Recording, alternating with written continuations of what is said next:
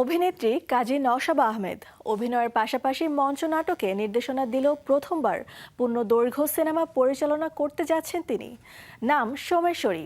শুধু ক্যামেরার পেছনে নয়, নতুন এই চলচ্চিত্রে অভিনয়ও করেছেন নওশাবা। সোমেশ্বরী নদী কেন্দ্রিক জনপদের জীবন, প্রকৃতি ও মানুষের বাস্তব অভিজ্ঞতাকে কেন্দ্র করে নির্মিত হয়েছে সিনেমা সোমেশ্বরী। সম্প্রতি সুনামগঞ্জের মধ্যনগর বাজার এবং এর আশপাশের বিভিন্ন এলাকায় পূর্ণদৈর্ঘ্য এই সিনেমার দৃশ্যধারণ শেষ হয়েছে। নওশাবার সঙ্গে সিনেমাটি পরিচালনায় সহযোগিতা করেছেন হাসান, আপন, লতা সহ আরও কয়েকজন টিম মেম্বার। সম্মিলিত ভাবনা ও স্থানীয় বাস্তবতাকে ভিত্তি করেই এগিয়েছে সিনেমাটির নির্মাণ। 2018 সাল থেকে মঞ্চে নির্দেশনা দিচ্ছেন নওশাবা, তবে চলচ্চিত্রে এটাই তার প্রথম পরিচালনা।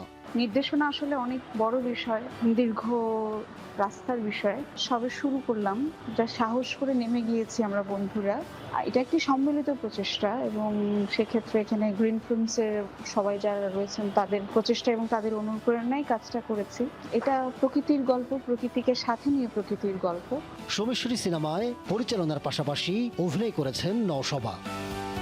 তবে নওশাবা ছাড়া অধিকাংশ অভিনয়শিল্পী মধ্যনগরের স্থানীয় বাসিন্দা এবং সিনেমায় একেবারেই নতুন।